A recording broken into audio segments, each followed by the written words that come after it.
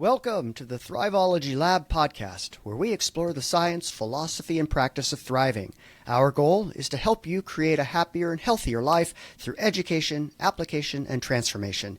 Your co-hosts on this journey are Neil Utterback, that's me. And Phil Dunwoody, that's me. Neil and I are both on the faculty at Juniata College, where we teach courses to promote human thriving and well-being. Today's topic is about living purposefully in alignment with your values. Before we begin this episode, I do want to mention that our last episode, episode 9, was also about meaning and purpose. We talked in that episode about Viktor Frankl's classic work, Man's Search for Meaning, as well as Martha Beck's book on integrity, and really kind of explored what is meaning and purpose, how does it help us survive adversity. So you should listen to that podcast episode as well. It is definitely deeply connected to this one. You can listen to them independently, but you'll want to check that out. In this one, we're going to go into a bit more of the research and then discuss more explicitly how values are different from purpose and meaning and behaviors and how these things all connect together.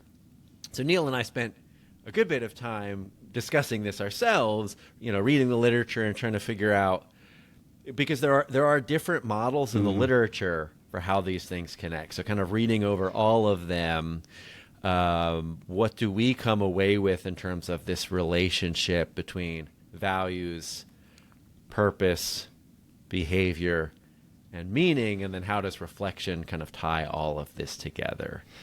So, Neil, do you want to walk us through, or at least start some of the basics of this model? Right. So, and we're going to talk about some other models too, but the model we're using, we can think of it sort of like I'll make a little triangle shape here for those who can't see, a little triangle shape, and it's circular because there's a lot of feedback here, but values are essentially those things that are deeply important to you at your core. They're the things that if they weren't part of your life, you wouldn't feel like you.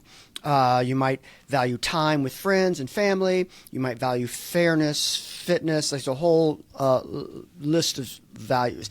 And then we can think of ourselves prospectively, sort of in the future. If I lived in alignment with those values for decades, what kind of person would I be? What is the direction at which I'm going?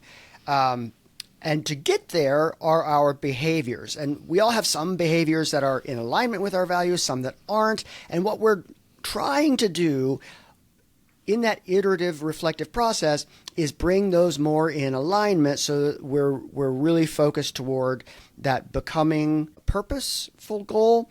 And if we can do that, we start to develop a sense of meaning. And that meaning is retrospective. So we can think of it sort of like that future-looking purpose and then reflecting back along the way, how am I doing this the way I want to do that? That takes a great deal of reflection. Martha Beck would call that living with integrity, wholeness. And we're going to talk about sort of the idea of how these things give us a sense of coherence, that it makes sense. Meaning is about sort of, does my life make sense? And all of that is iterative and six. So that triangle, you can think of it as a circle or but they all continuously feed back. It's constantly iterative. And this is where, again, going back to that mindfulness just keeps coming back as a foundational practice to reflect on all of those things continuously. Yeah, so to unpack that a little bit, right? So values, we discussed this a little bit last episode in that, often when it's sometimes in crisis, someone close to us dies or we get sick or COVID-19 caused a lot of people to kind of question what they were doing in life. It's often in these moments where where we become more kind of reflective on, geez, is my life really in alignment with what I believe? Martha Beck talks about finding yourself lost in the dark wood of error, from this Dante's Inferno analogy, which I just love, and it really has the sense of, gosh, I'm doing all these things, I'm busy, but I don't feel fulfilled. I don't have this sense of purpose. I don't have a clear sense of meaning. What am I doing? How did I get here? And so that often people will feel anxious, they'll feel depressed.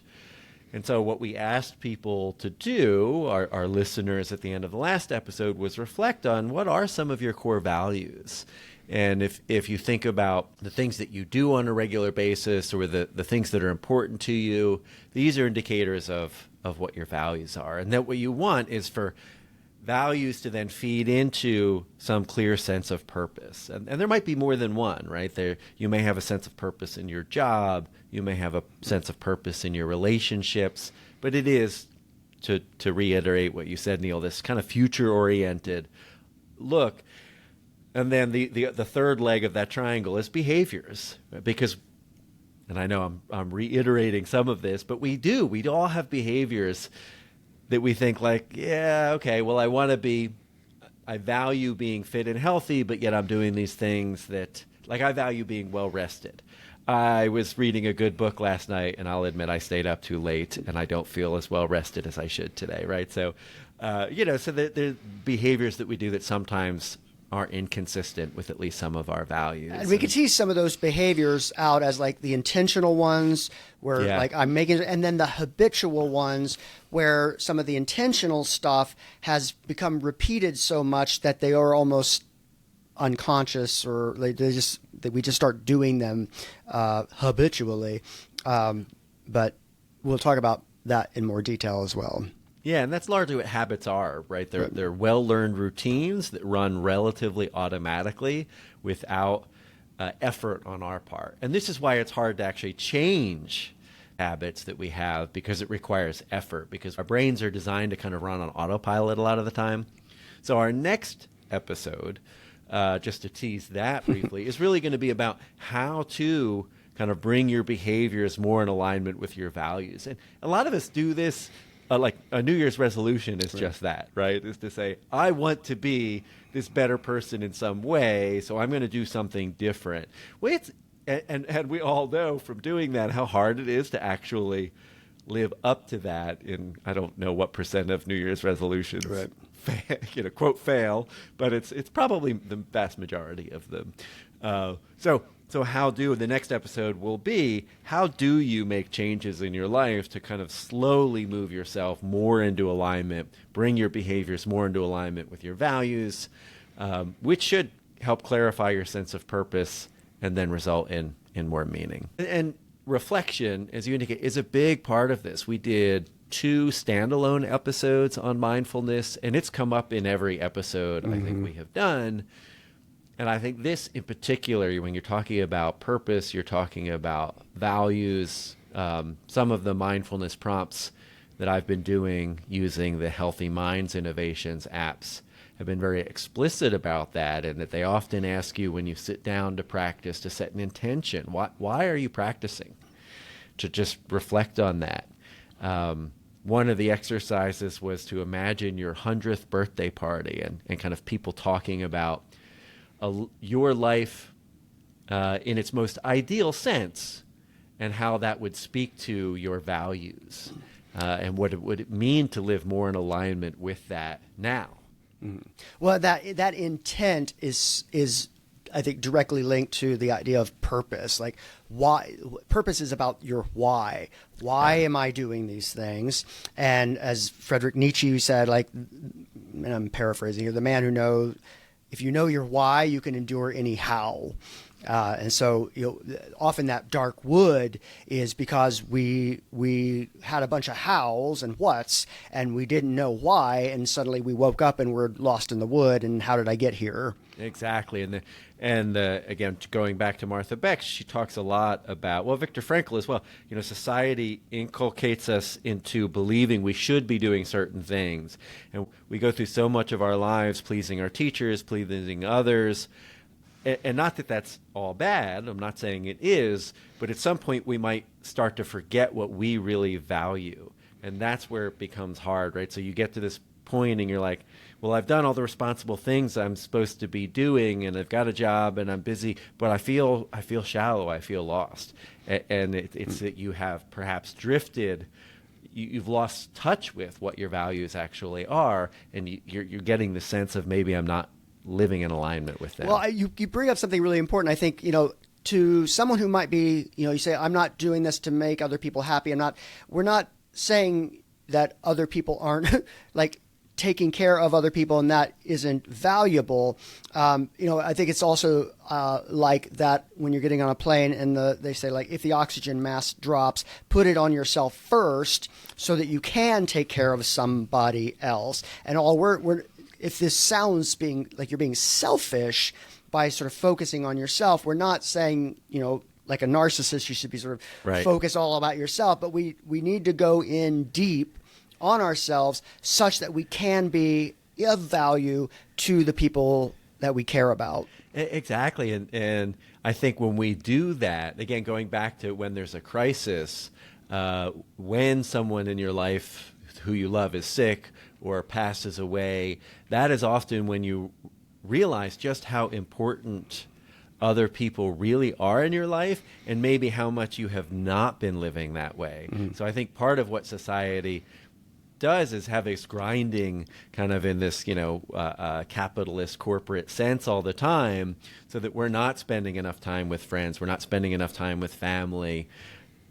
Because I think when we do tune in, we do realize, the social relationships are actually a huge source of our well-being, of our mental health, and that is often what we drift away from when we listen to society in terms of, all these things that you, quote, should be chasing. So let's talk just briefly about some of the psychology research on values and what it says. Shalom Schwartz is one of the major researchers in this field. He's had a measure of human values that's been out for quite a long time. There's a publication 1992 of his, Universals in the Content and Structure of Values, Theoretical Advances and Empirical Tests in 20 Countries. This was published in Advances in Experimental Social Psychology. And he defines values as, quote, desirable trans-situational goals varying in importance that serve as guiding principles in people's lives. So stimulation is one of the values in Schwartz's model. So, for example, if I'm high in stimulation, what it means is that I like to seek out new things. I might like to learn new things, meet new people, go to new places. There are values of justice and benevolence, and so they are these kind of large, abstract things, but they're things that motivate us and guide us in our daily lives. And we're going to put a link in the show notes, so if you want to take Schwartz's inventory, you can kind of see what your value profile is in his model. Another one we're going to talk about briefly is called the Values in Action model. This is Martin Seligman and others, and this is really a mix of values and strengths. And I like this one. It feels a little bit more applied. And again, we're going to put a link in here so you can go and complete this on your own. I've done this one, I think 3 or 4 times over the last, 5 years. And, I'm actually remarkably consistent in it. Mm-hmm. My top value every time shows up as appreciation of beauty and excellence. And this is in the category of self-transcendence. I also tend to score high on the Schwartz model. There's a transcendence value. And that means that you're drawn to things that feel larger to yourself, where you kind of lose yourself. We talked about awe. Mm-hmm. And that feeling of awe and being connected with something larger than yourself. I like to play music, and that part of what I love about that, I lose myself in the music. I'm connected with something much larger than myself. Other ones that I took, because Neil and I did these together, getting ready for this podcast. Fairness is one that I rate very high in. I get bothered when I feel like there are injustices, and I'm inclined to speak up in ways that sometimes get me in trouble, but I feel compelled to do it. Curiosity is another one. And I'm an academic. I'm a professor, right? I'm learning about stuff all the time. It's literally what attracted me to this job, and one of the things I love about it is that my job is essentially curiosity, and to contaminate people with that curiosity in the classroom and hopefully in this podcast. So Neil, what about your top 3? Because I know you did this as well. I did. Well, I also just want to take a sidestep here. It's like what I think is also true of our model that is true of this values and action model is, we could academically tease apart values and strengths and how those things might be different. And we could also, talk about like values that you feel inside. And there are other things that other people see and report about you. And I think all of those we're just capturing under values. But I think I also like so my first one is creativity. And part of creativity is looking at a thing from different angles. And that is something that has just always been true of me. I think my parents would have said something about that. Like I was always like trying to take things apart and put them back together and look at things from different angles. And I see that as both a strength and a value, that it was just sort of naturally part of things I gravitated to throughout my life, even as a young child. But there are also things that I think of reflectively that I value, that I find important. So we could tease that apart. But so creativity is that makes total sense. You're a theater professor. You're a playwright. You live and breathe creativity. And all I ever did was a kid was like go out in the woods and play Star Wars, and I read comic books and played Dungeons and Dragons. And like all I ever did, even before I found first music and then theater in junior high and then high school, before I even found those, I was already doing all of those things without any kind of instruction. I just gravitated to that kind of activity. Yeah. The next two were surprising to me. As I reflect back on it, it's like, okay, that makes sense. I wouldn't have necessarily said it about myself at the time, but gratitude and humor were my other two, which both come under that self-transcendence dimension. I think of myself as a grateful person, but again, maybe that falls under, it's more of a sort of strength than necessarily something I intentionally think of that as that I value. And humor, I don't necessarily think I'm a funny person, but I find things funny. Right. Well, you value humor, right? And then so when you talk about values, right? So so first, in the abstract, we all tend to endorse positive values. This is one of the hard things about measuring values and talking about them. Because values, generally speaking, are good things. And we say, well, of course I value fairness and I value this. But we also value getting along with others, for example, and a certain kind of social harmony. And so, well, what happens when you see injustice, but you also value social harmony? Mm-hmm. Are you willing to speak up and disrupt the harmony? My point being that often we have different values. We have multiple values, and in certain circumstances they conflict. And this is where you really start to see the relative importance for you, because you say, well, yeah, I might value social harmony quite a bit, but I really value justice in the sense of fairness, and I'm willing to maybe be very uncomfortable disrupting the social harmony because I feel I need to speak up about this injustice. This is where values, I think, get hard, is that in practice, we're often in situations where our values conflict. One way to categorize values that I think is helpful, and there's a good bit of research both in motivation and values here, is intrinsic versus extrinsic. So we talk about intrinsic motivations are things that you do that are inherently rewarding. It usually feels good to eat. Usually, for most of us, we enjoy being outside. We like the sun on our face. We may like good music. Extrinsic values are not in themselves directly rewarding, but we exchange them for things that are intrinsically rewarding, right? So I may work at a job. Maybe I don't find it that intrinsically rewarding, but I get money, which allows me to buy food and pay for heat, right, in a house. And so I'm doing it because I get something that I can then, in a way, spend coins to things that are intrinsically rewarding. So that's one way to think about this intrinsic, extrinsic. And it's when your choices in life, when those two are aligned, it's easy. You don't have a hard choice, right? If you're looking at a job and it pays well, and it satisfies a bunch of things that are intrinsically important, that's a no-brainer. You go for it. It's when you have these choices where, like, okay, I can go down I can go down path A and do something that really seems to match with my values, but I'm going to sacrifice some, let's say, salary. Or I can go down path B. I'm going to make more money, but I'm not going to be as intrinsically satisfied. These are where our choices get hard. Mm-hmm. And you even see that with even our students in a college. If a student is extrinsically motivated, they want the grade, they want the degree, like those things that come to you.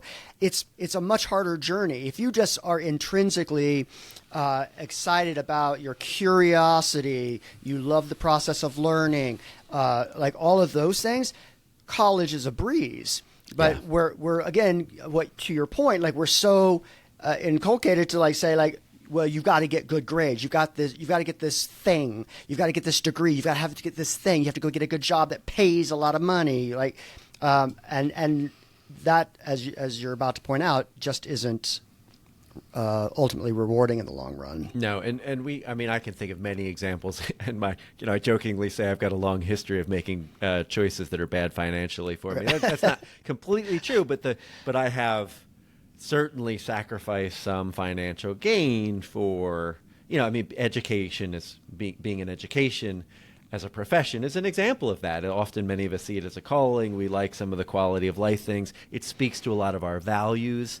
It does pay something, which is wonderful, but we know that we might be able to make more in industry in a different environment. And certainly when I came out of grad school, the people who were in my lab with me started literally at about twice what I started at in terms of salary. I was okay with that trade-off because of the values, but that's where the choices get hard.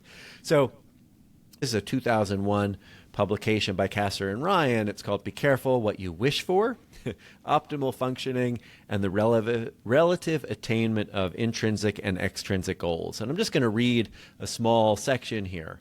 Results from 2 samples of U.S. college students show that well-being outcomes are differentially associated with a focus on extrinsic applications, financial success, social recognition, and appearance versus intrinsic aspirations, self-acceptance, affiliation, and community feeling. Across ratings of the importance, likelihood of attainment, and current attainment of goals, findings suggest that a relative focus on extrinsic goals is either negatively or neutrally related to well-being, whereas a focus on intrinsic goals is associated with greater well-being.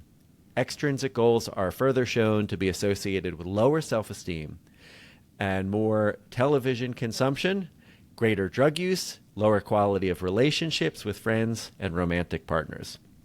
So, this is exactly where what I tell my students is to really look for that overlap. You want to look for something that feels meaningful, that's important to you, that you think you can also make a living on. If you really aren't at all concerned about the practical elements of, and you're willing to risk it all. And this is often, I think, what dreamers do when you're really committed to something, especially if you're an artist or you're in a creative field, right? You're like, I'm just going to risk it. I'm going to go for it because this is just so intrinsically rewarding.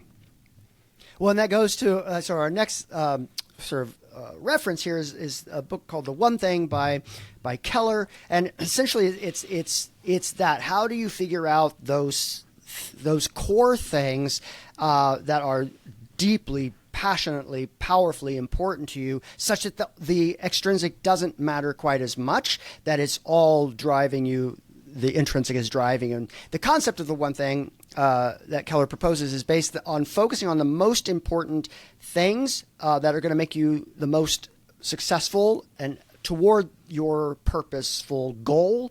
And I like to tell students about, and one of the things we have this worksheet that we take them through class is sort of reducing that sort of, I find all of these things valuable down to 5 things. And Keller might say one thing, right? But I always say like you have 5 magic coins and you can only spend those coins on the things that are most important to you. Where do you spend them? And you can see this practically play out in terms of like, if you look at people's budgets and bank accounts and calendars, where do you spend the time, where you spend the money? And then that's maybe more habitual. How can we bring that in alignment so that you're spending all of those things effortfully toward those things? And that also reminds me of the quote by the Stoic philosopher Seneca the Younger, who said, if a man knows not which port he sails, no wind is favorable. And so thinking about like exactly where am I going? How are my what are my values pointing me to? What would it be when I get there?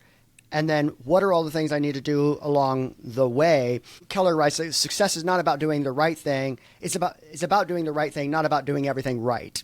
All right. And so that's an important distinction that also I think speaks to that extrinsic application as well. Like we keep always wanting to please other people and do everything right. We want to live the right way, but we're not living right in alignment with ourselves all the time. Yeah, and if you go into a job that is a really bad intrinsic fit, it's just a matter of time before you're going to switch. You're not going to be happy. You're not going to be that successful at it, even if you have the ability.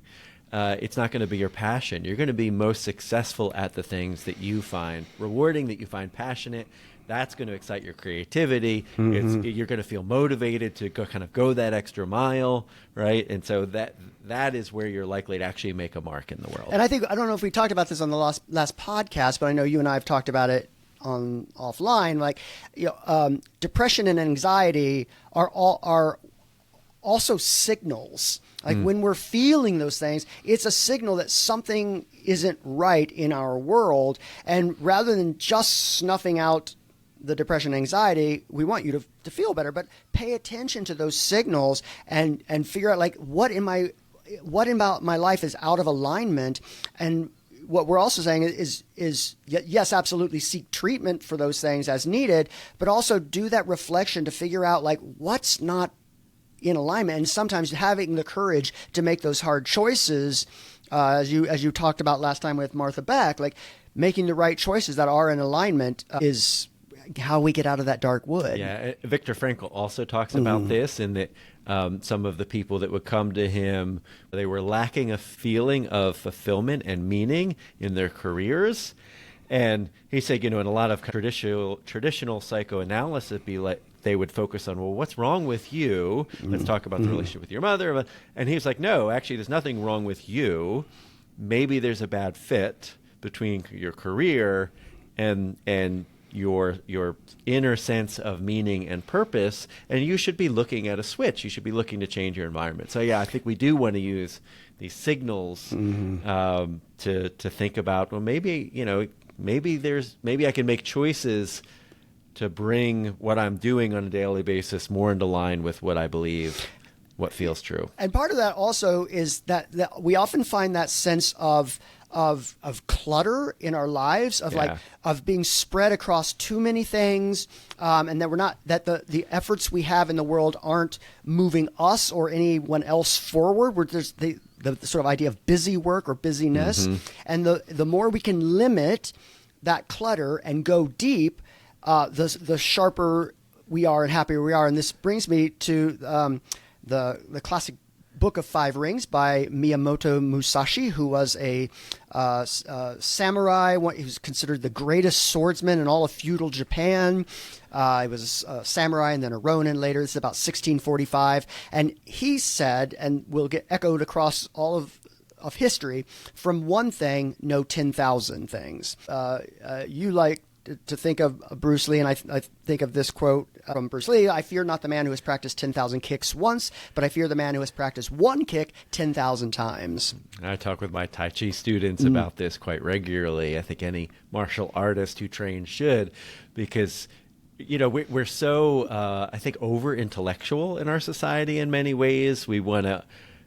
We think if I just get the right words in my head, then I'll be able to do this thing. And often it's actually just more about practice, right? And so, yeah, I can tell you applications for all these different martial moves, but there are actually a limited number that are going to be kind of my habitual reflex-like reactions in an emergency. And that's exactly what this is referring to, knowing a whole bunch of things, but you can't, can you really do any of them well? And I think our society kind of feeds this, and that we get this is kind of that attention deficit that we seem to train with social media. People learn something, and then they're like, okay, I've learned that. And I see this sometimes in my martial arts students. Okay, I've learned that. What's the next move? All right. And it's like, okay, well, you learned it at a very shallow, basic level. How many times have you practiced it? Can you do it on reflex? Is it really part of your movement? That's a very different thing. And that what I'm also hearing from you is also that sense of not just the technical aspects, but the deeper purposeful application of those as well. And Miyamoto talks about this as well. There's a quote from Five Rings. The primary thing you take a sword in your hands is the intention to cut the enemy, whatever the means. Whenever you parry, hit, spring, strike, or touch the enemy's cutting sword, you must also cut the enemy in the same movement. It is essential to attain this. If you think only about hitting, springing, striking, or touching the enemy, you will not be able to actually cut him. Now, that's obviously he's talking quite literally about sword play, but if we abstract it might that, not be play at that point if you're cutting someone. right. If we abstract that a little bit, it's not just the habits and the behaviors, it's habits and behaviors in alignment with a purpose. With a goal. Why? With a goal. Yep. Why am I'm not just cutting and I'm not doing this to be technical. I'm doing this for a very specific reason. I'm not just going to the gym just for the gym's sake. I'm not eating this kind of food. I'm not having these conversations with these people. Why? That's the driver. It really is. And the same, just to loop back real quick to the intrinsic versus extrinsic, the same behavior can be done for different reasons and result in very different senses of fulfillment. So take going to the gym. If you're going to the gym because you want external recognition, that's one of these external values. What the research says is you're actually going to be less happy with yourself. Going to the gym is not going to make you feel better, actually, at that point. Because you're looking for this external validation, which is something that constantly needs to be renewed. If you're going to the gym because I want to feel fit and healthy, and I want to have a good quality of life, that is an internal sense of something that you feel. It's the same behavior, but you're doing it for an intrinsic motivation. Because it's an intrinsic value, intrinsically motivated. You're going to be happier. You're going to be healthier. You're going to have higher self-esteem. So you can take something now that you may do because of an extrinsic motivation and think to yourself, well, can I reframe this? Is there actually an intrinsic reason? And that kind of self-talk and in terms of why you're doing it can be enough to actually help you be happier with yourself and why you're doing it. Well, that just as a personal anecdote, that was absolutely me in the gym. In my 20s and 30s, the gym was very much about looking a particular way for like an extrinsic purpose. Yep. And it made me miserable. And when I enjoyed the physical movement, but I didn't like why I was doing what I was doing it for. And when I started doing a deeper dive on myself, I was able to do exactly what you're saying, sort of shift that. I didn't have to give up the activity, but the purpose, the origin of it became more intrinsic. Yeah, you found a more meaningful reason to do it. All right, purpose. Yeah, let's talk about purpose. Right. Okay. So we've talked about values a bit. We're moving to the other part of the triangle here. We're this third leg of a stool, purpose. So values, these are, these things that are deeply meaningful to you, that you care about. If you think about things that you might accomplish, long-term goals, now we're getting to this sense of purpose. So one definition, a stable and generalized intention to accomplish something that is at once meaningful to the self and consequential for the world beyond the self. This is also something we see in the well-being research that shows up over and over again. And back to what you were saying about, this isn't about being selfish, that it's actually often in community, in relationship to others, in service to others, that we find our deepest sense of purpose, our highest sense of well-being and flourishing. And this is back to something we've talked about over and over again, that we are social beings, that we are not meant to exist in isolation. So let's talk about just a couple of research articles briefly, because, and I'll preview just by saying, one of the things that we see is that when you have a clear sense of purpose, you have lower rates of mortality, meaning you live longer.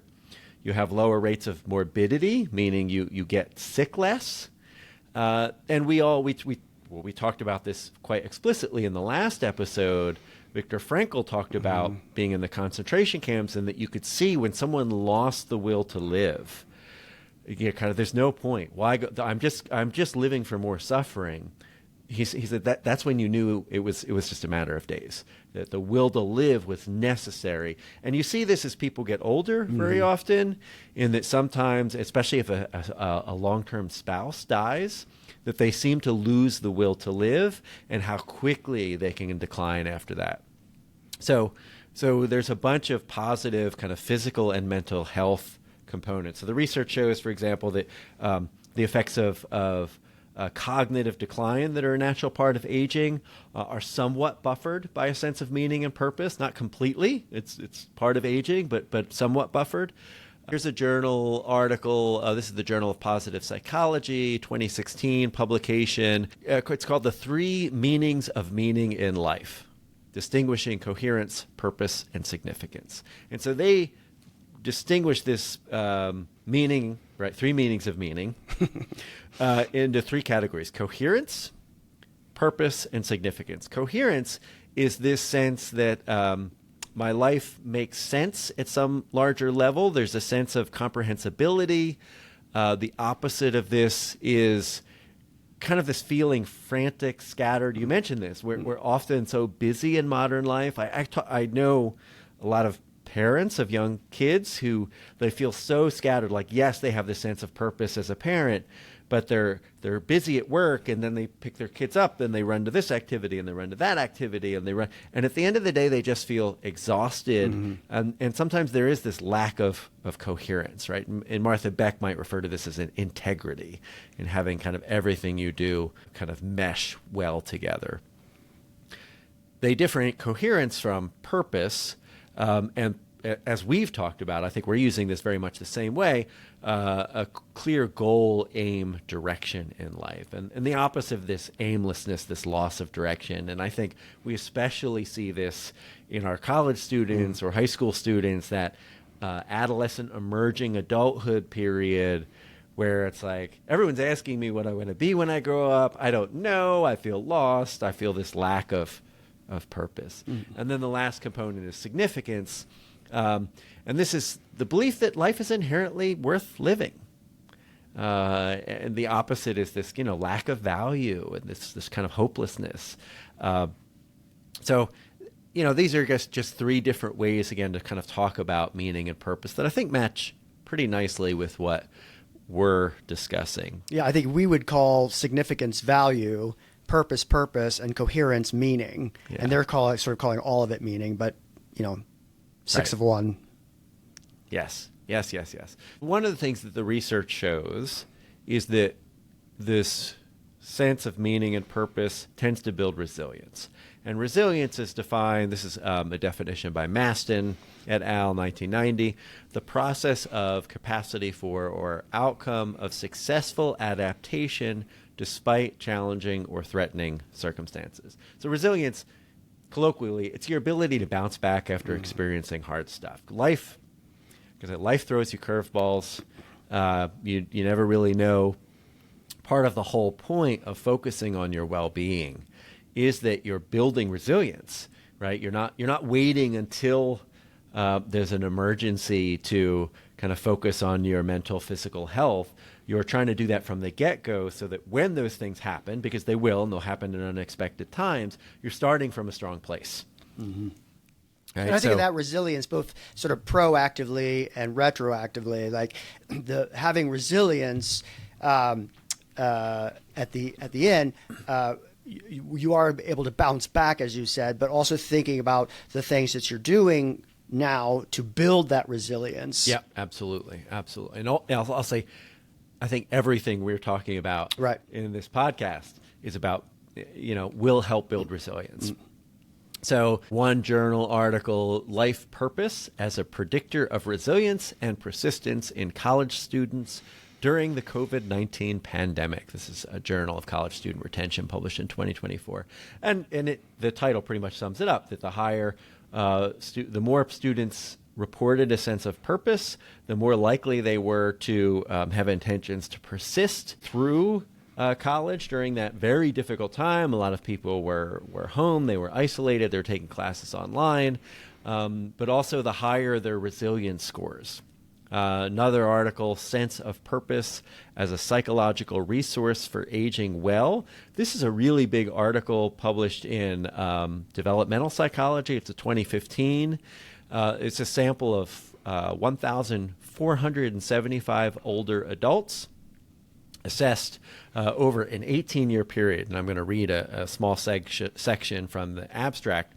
Participants who scored higher on sense of purpose reported lower levels of functional disability, performed better on cognitive tests, such as episodic memory and speed of processing, and reported better self-rated health and fewer depressive symptoms. Higher sense of purpose was also associated with increased probability of survival. So this is what I was previewing earlier, right? The research shows over and over again the sense of purpose. It helps us age better. It helps us deal with difficulties in life. And the longer you live, frankly, the more of those you see. Mm-hmm. And you've probably had just, in your own life, maybe you or somebody you go through a bunch of hardships and somebody says, well, what's even the point? Yeah. Right. And if you don't know the point, yeah, those are going to be much harder to deal with. Oh, my gosh. Yeah. No, so we know then that having this sense of meaning and purpose is good for your well-being, reduces morbidity, reduces mortality, builds resilience. Okay, so how do you get more of it, right? If we know having more meaning and purpose is good, how do we get it? Okay, here's a 2021 study from the Journal of Happiness Studies. You and I actually assigned this to our students in class.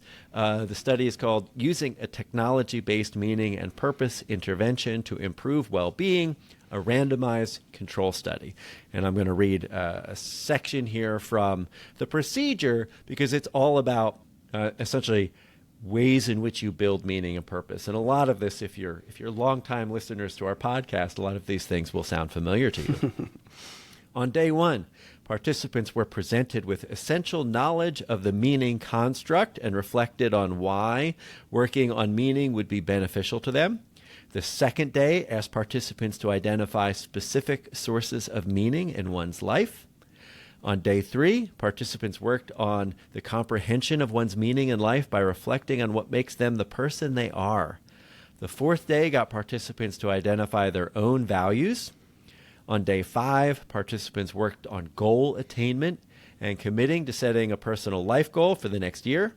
On day six, participants reflected on their purpose and created a purpose statement. And on day seven, they integrated the previous daily task into a vision for living their life more meaningfully going forward.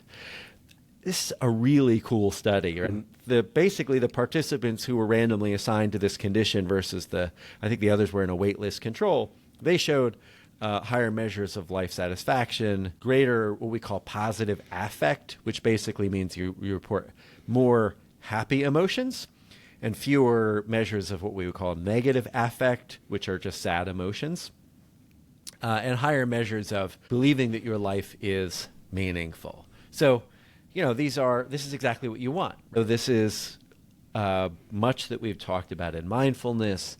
We talked about in episode 9 related to values and purpose, and of course this episode. And so this all gets, I think, this idea of being purposeful. Mm-hmm. These things don't happen on accident.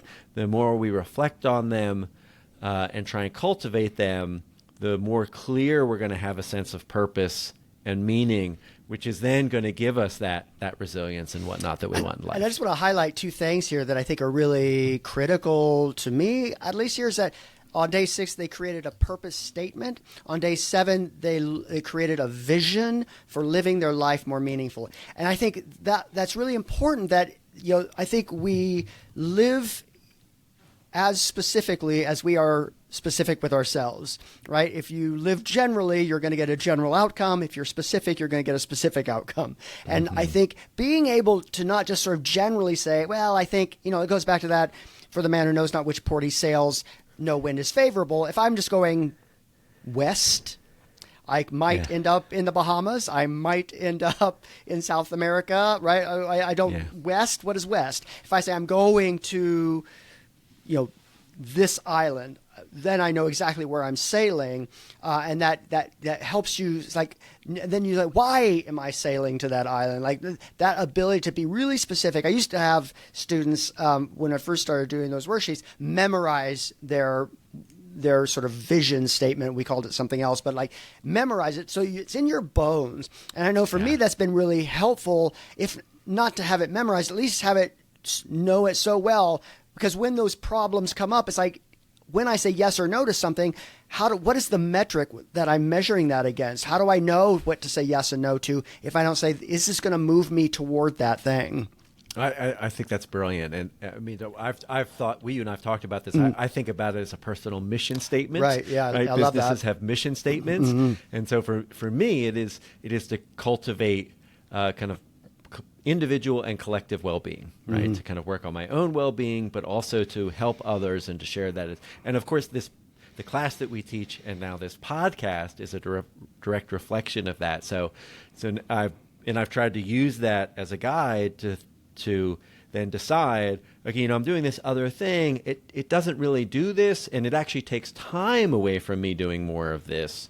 So I'm gonna step away from it, and I'm gonna take on more things that actually fit with this mission statement. Well, and I think that's a perfect example. Like the class and this podcast. Well, the class is part of our job. This podcast is like extra. And in a world where we have way more things to do than we can even count, this doesn't feel like work. That class doesn't feel like work. It feels like I love going there. I love I love working with the students. I love seeing their experience and hearing their experience. And like, this feels rewarding in and of itself, whether anything else came of it, right? Would you say it's intrinsically rewarding? I might, in fact. And, we were talking about like different models. And I think that purpose, and you were talking about some of the health benefits and this also goes to a Japanese concept, a philosophy called ikigai, which was first developed in the late 1950s by Dr. Meiko Kamiya.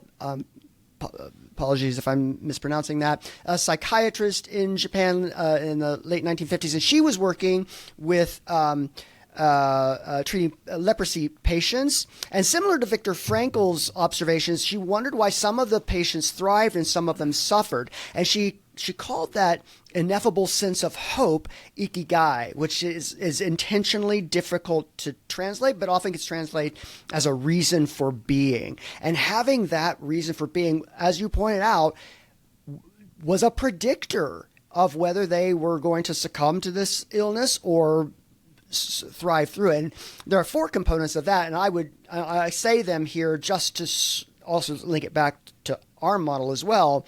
The 4 components of ikigai are something you are good at, something you love. I would put that into our strengths and values. Something the world needs. I'd put that in purpose. Something for which you get paid.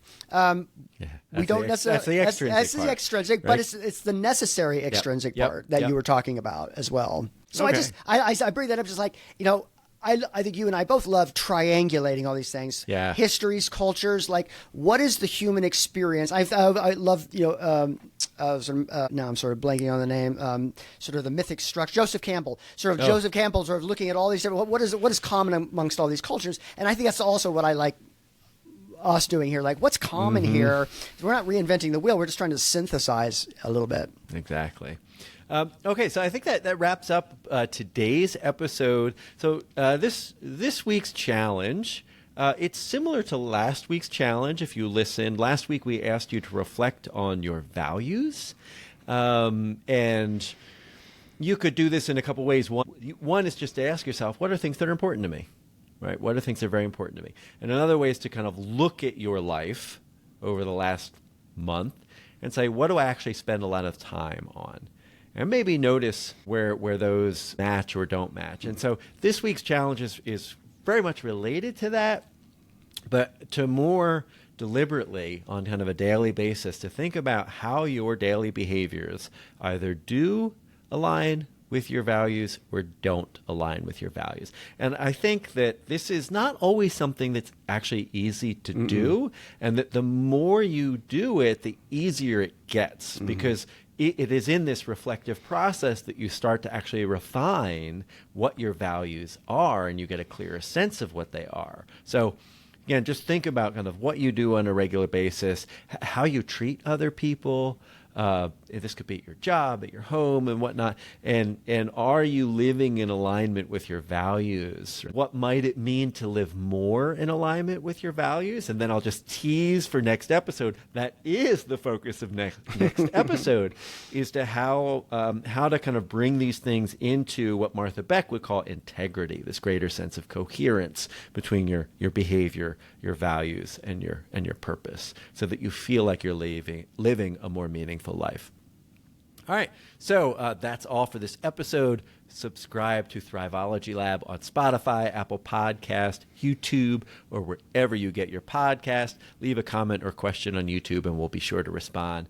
Be sure to follow us on Instagram and Facebook. We do post, actually, a bunch of the things that we reference here are posted there. So we only post once a day. It won't blow up, but you'll get links to actually some of these articles and studies that we're talking about. So it's a nice way to, again, have that daily reflection about what you're doing. So if you have questions or comments, or there's a subject you'd like to hear us discuss, please reach out to thrivologylab@gmail.com. Thrive on. Thrive on, friends.